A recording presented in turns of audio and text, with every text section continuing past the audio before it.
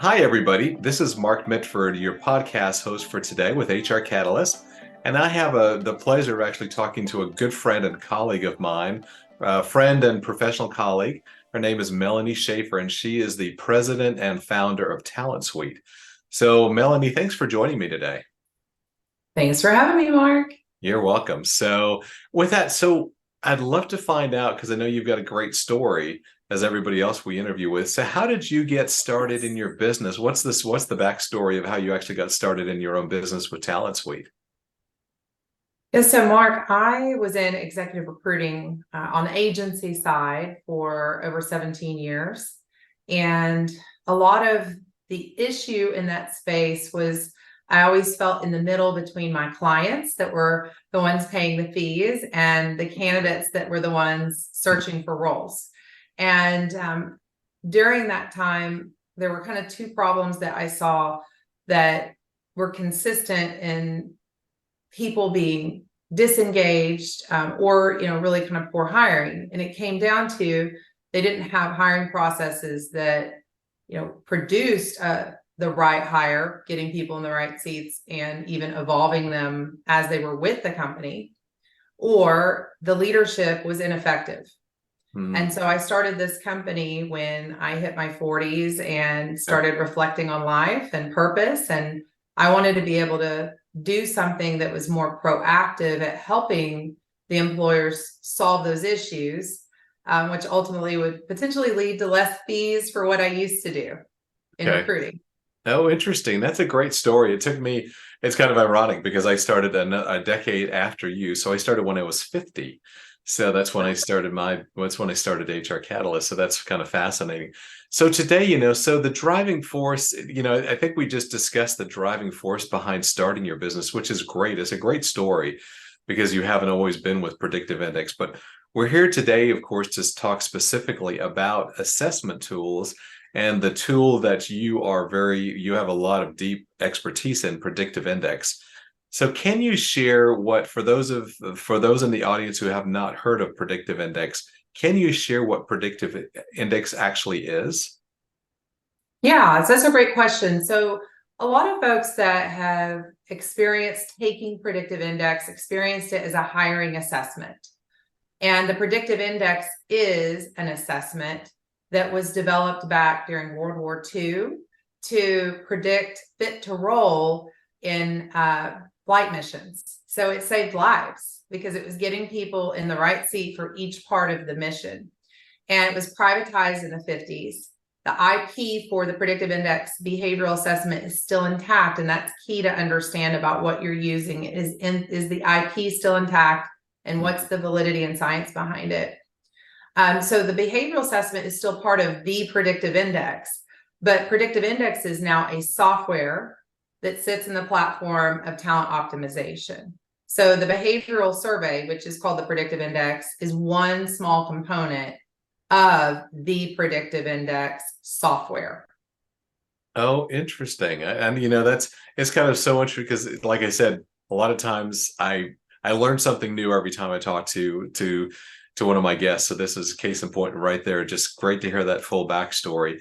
So why would for our audience, why is it so important for companies to have regardless of size, why is it so important for companies to have a tool like a predictive index, some sort of an assessment tool like the one that you work with now? Oh gosh, that's such a big question.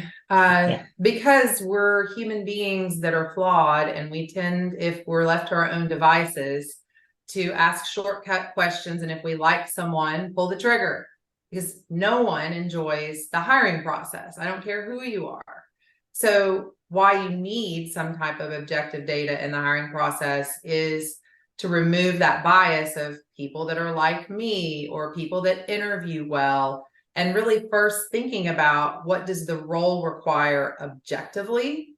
And if you're using predictive index or something like it that does have the ability to be used for hiring, then you're comparing a baseline of what you said 80% of this role requires versus what does this person primarily want to do.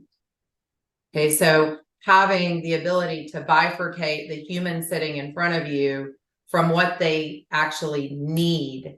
And when we think about their needs, how do those needs align to the demands of the role? Because if they don't align, then we're setting that person up for, a very unpleasant experience potentially. Now, not to say we don't hire someone because they're not an exact match. You and I, I'm sure we'll get into that. Because as a recruiter, that was my pet peeve. And that's something that we practice that's perhaps different about how other people use the data. But it's an objective guide, I like to say, to make informed decisions. So there's over 800 psychometrics out there. It doesn't have to be predictive index, but you do want to make sure if you're using it for both hiring and development, that it has been validated by the EEOC for hiring, and that there is a construct guide that gives you insights into the validity studies that have been performed and the reliability. Okay, great. Well, that brings back some days of when I was studying. So when I got a master's degree in organizational psychology, so that rings true for some of the information I learned and got to work with several years ago. But how would you say so PI, predictive index, when you're looking at it, another assessment tool, but when you look at that, how, when you're looking at saying, let's say that's a great tool to have as a solid HR strategy, some sort of an assessment, a behavioral assessment tool for organizations, especially around hiring. And I know there's other things which we'll get into beyond just the hiring facet, but what percentage of that would you say from an assessment perspective? What percentage of that is considered an overall really a good HR strategy when you're looking at predictive index assessment tools? What component is it? 10%, 30%? What are your opinions there? That question's interesting because an assessment itself is a product, no matter what assessment you're using. For it to be a strategy, it has to be integrated into what's important to your organization and how you want to operate. So when I look at an assessment itself, I can't give it a percentage of strategy because it really should sit inside a strategy of how you're looking to optimize talent. Is it important? Do we have enough employees that it's critical to us every time we hire to get people in the right seats? If it is, well, a behavioral assessment probably should be 50% of your hiring decision. The other 50% comes from, behavioral based questions aligned to your core values, and just what you're experiencing with that person, right? And then within retention, when you're thinking about a talent strategy and productivity, is it important to us as a company that people here feel like we know who they are as individuals and that we're tapping into potential and that we're creating future opportunities for them, even if it's not upward, to have growth laterally? If that's part of a talent strategy, then again, you should have some type of behavioral data to create a language around that. And I don't know how to put a percentage in it because it really depends on, as an organization, when you think about your talent strategy, who do you want to be? How do you want to stand out? And what do you want to invest in around your people? Right. No, that's great. That's it's interesting because it's definitely not meant to be a trick question, but it's interesting. Like you said, there's so many facets to what an assessment like predictive index can do. So kind of on that note, my next question I wanted to ask you. So understanding that, of course, it's a critical component, something like predictive index would be a critical component in the hiring phase and in the recruiting cycle for an organization. How else can an organization use, what other strategies are there to use predictive index that that you recommend and that other companies deploy that you work with? Yeah, so in using predictive index, it is a system. So like I said, it's a software. It's meant for companies that want to optimize talent. So if all you're wanting is a flat report that when you're hiring, and these exist, that tells you yes or no, or if I filled in these competencies here and it spit out a report that says X% fit here, X% fit here, might not do this, might not do that, then PI is not the one for you. Because PI is not a yes or no, it's behavioral data to understand alignment, but it doesn't tell you yes or no, don't hire this person. So some ways to make it more strategic would be, okay, when I'm looking at this person, the PI is telling me what behaviorally drives them that creates their needs. And behavioral science says those things are fixed when we hit our early 20s. So that's really important to know. But in hiring them, I need to look at their heart, their cultural fit. I need to look at their briefcase, like what they bring to the table and skills and experience. And if I'm hiring, let's say for the briefcase and the head, that I know, sorry, the briefcase and the heart, okay, the culture fit and the skills, but I have the data to know there's some gaps in how they want to operate versus what I need this role to do. Then in the onboarding, we can set guardrails and we can create clarity for both the hiring manager and the person coming on board of where there may be some differences in how this person operates from some of what the job requires.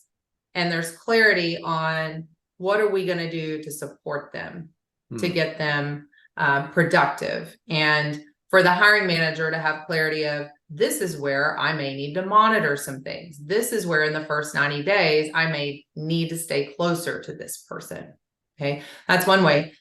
The second way would be you're giving that new employee in their onboarding the direct leaders behavioral data.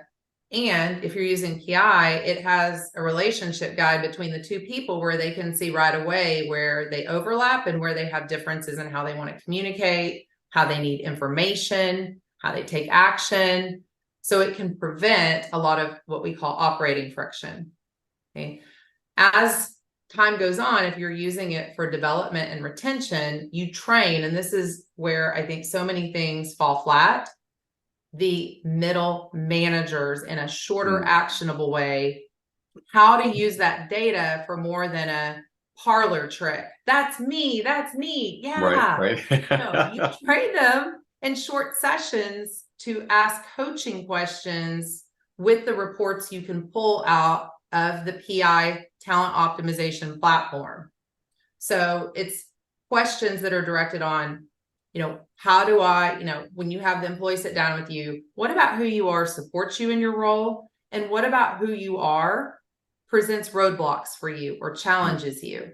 And so now you're putting the ownership, you're training the leaders how to ask these questions with short reports, and you're putting some ownership on the employee for their own development.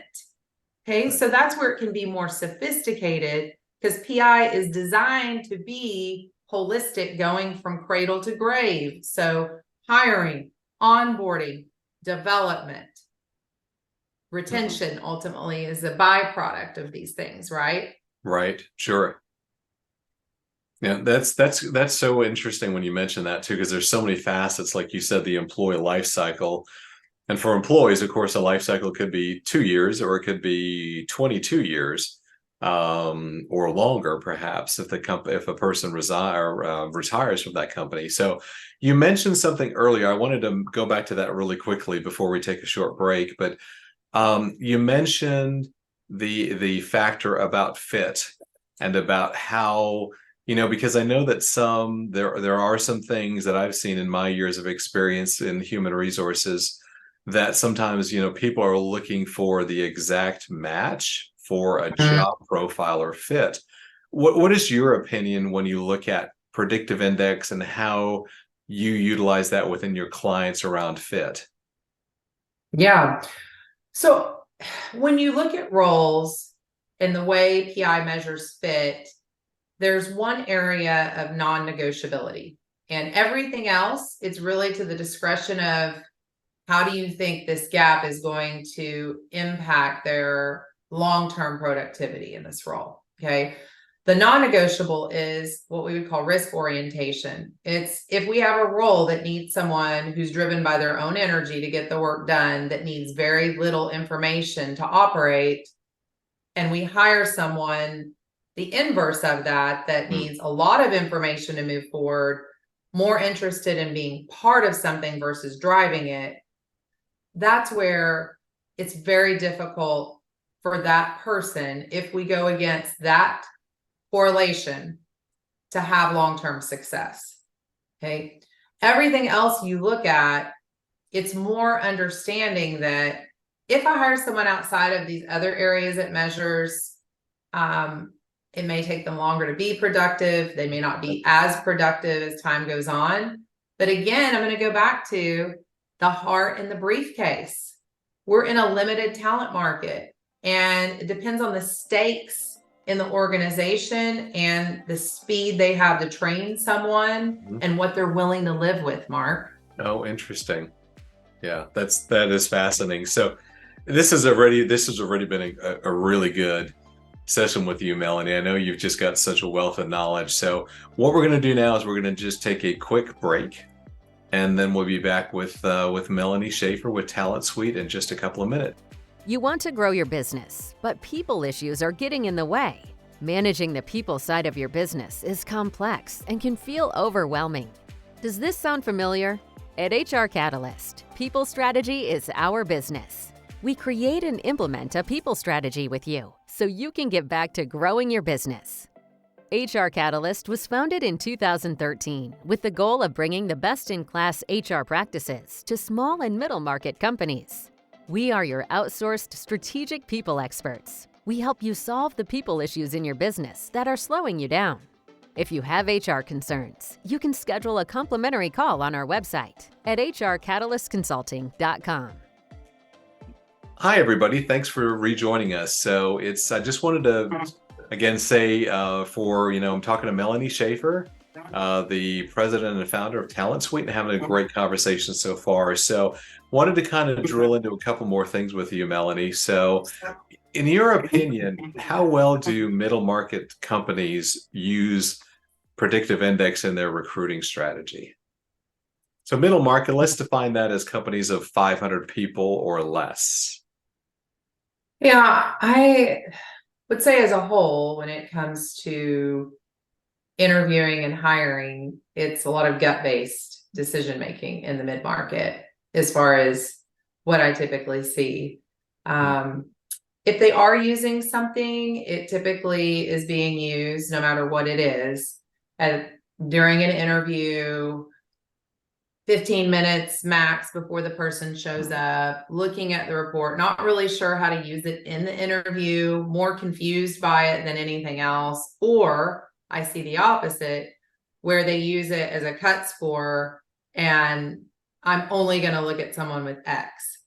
And so it's mostly one way or the other, kind of like this nebulous, like we put this in place to get more clarity, but we didn't really figure out how to use it. And I'm not saying predictive index, I'm saying any kind of hiring kind of assessment. Right. Okay. And then on the other side, they're using it strictly as a cut score. And then it dies. It's like the person comes on board and then it never comes up again. They might pull it out if there's a performance issue. Right.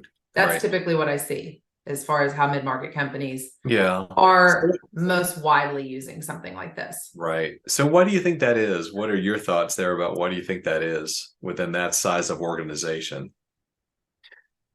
There are several reasons. The primary reason is oftentimes when it's put in place, there's not what we would say would be the strategic champion of usage in the organization. So PI is unique in that it's designed with science and knowledge transfer. So it is designed to train the users how to apply it without having a PI partner having to pay us consulting fees. So we train them how to use it.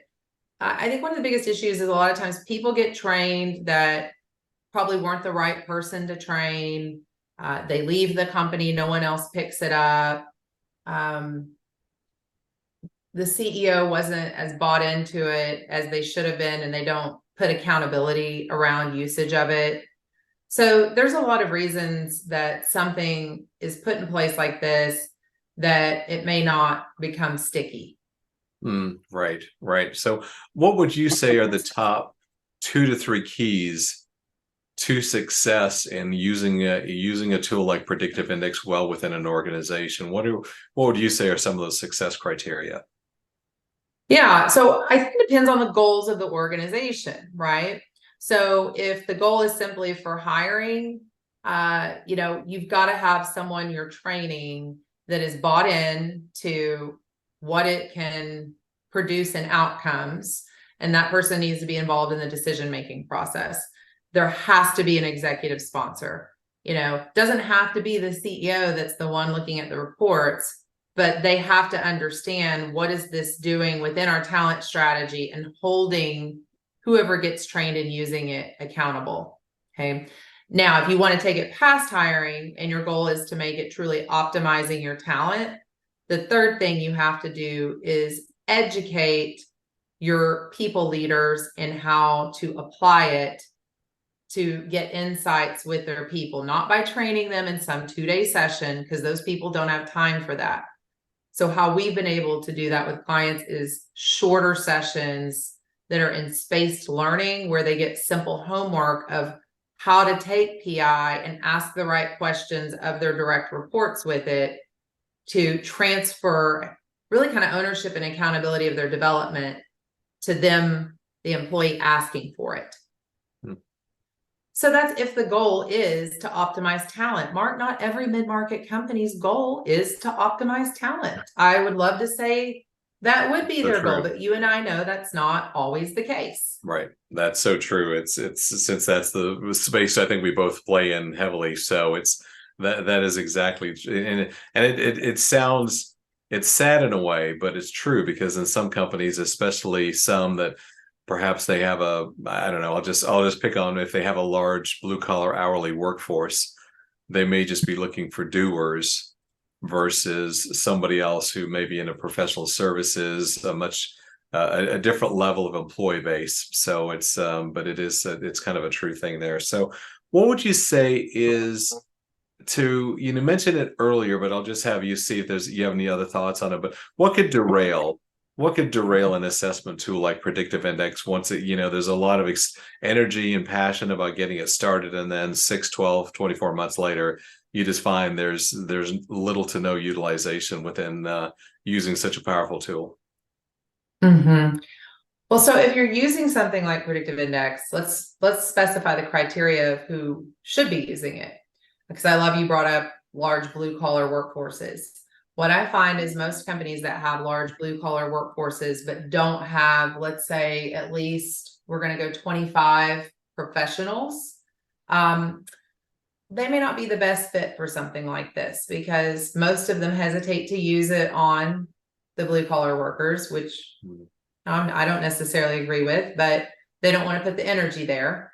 Okay. They need to have enough professional staff that they're going to put the work into integrating predictive index to their culture, their vernacular, the way that they're evaluating talent, not only at the entry point, but also as they evolve through the organization.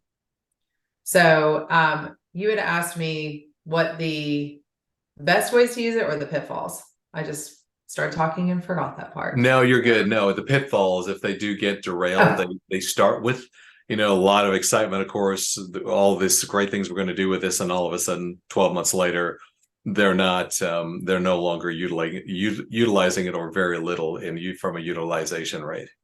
Okay, so we kind of said who's a fit. Okay, they have to have enough professional employees that they value the insights they get, and it has to be a company that's growth minded, not just using it to solve a temporary problem, right?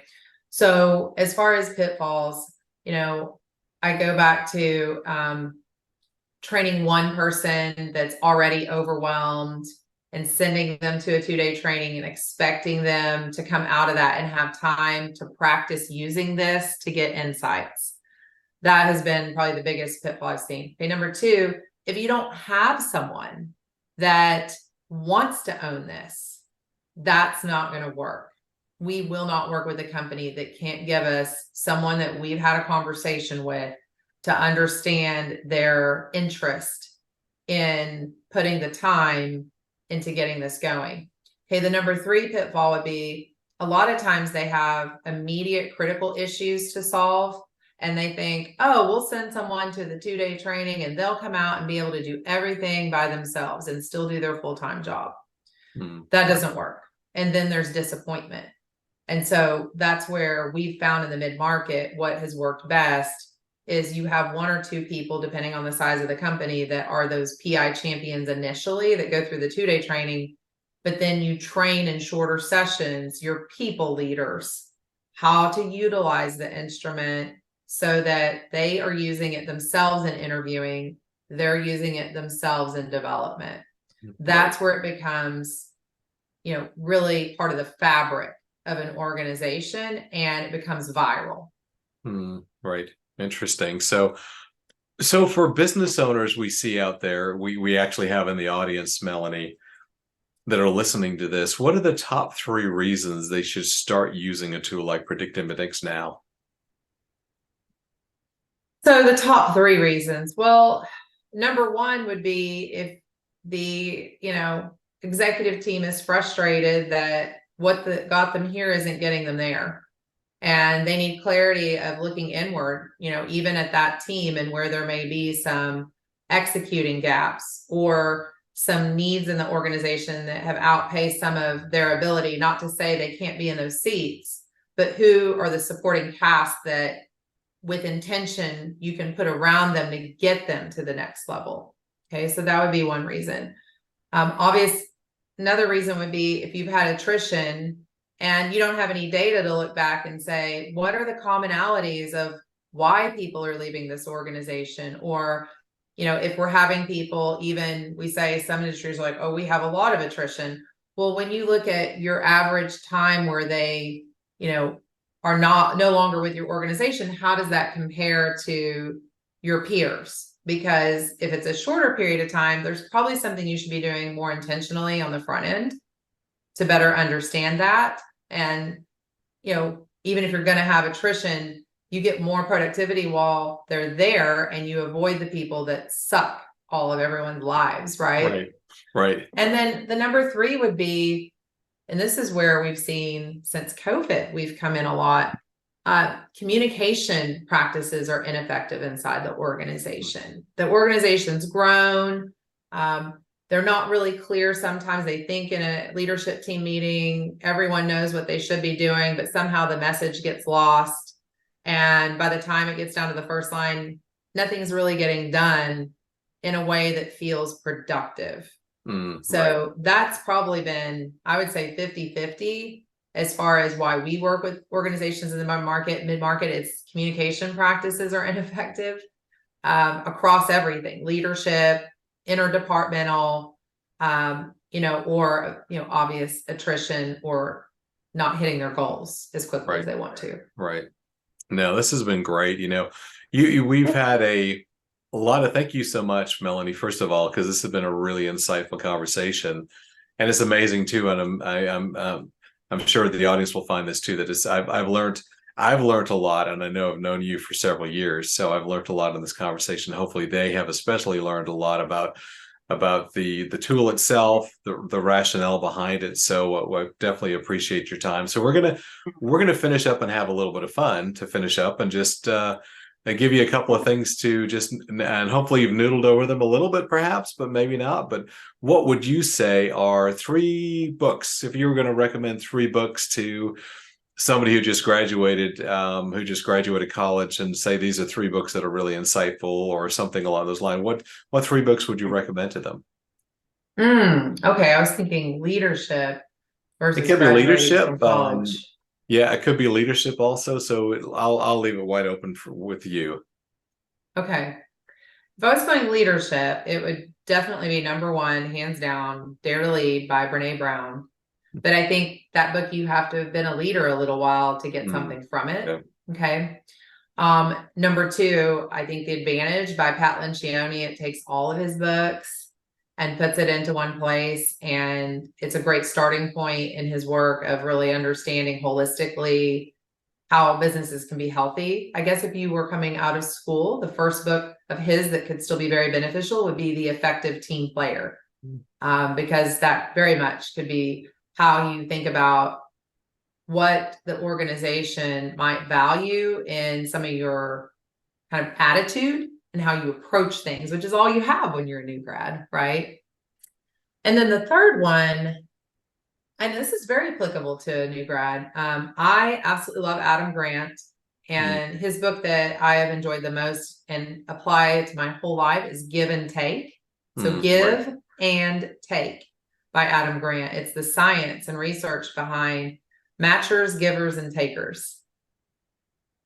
That's fascinating. So how about, thank you for that list. How about two podcasts? I'm not sure if you're a big podcast listener, but if you are, what are two podcasts that you're currently listening to and have been listening to for a while? Yeah, I listened to a lot of them. So I was like, oh my gosh, narrowing it to two. They're number one, I'm going to go back to At the Table with Pat Lencioni because they're short and he keeps his always under 20 minutes, which most people don't have very long attention spans. And again, applicable to all levels of people around communication, building relationships in the workplace. And then I absolutely love that Adam Grant on his podcast, which is Rethink, he brings on guests that are super interesting and, really crossover in lots of other areas. The other one I listen to quite a bit that I do have put in there is Greg McKeown, who wrote Effortless. I think that's what his podcast is called. That's great. So last question for you. So what would you tell if you could do this today, what would you tell your 16-year-old self about what they should be doing just in life in general? 16-year-old self.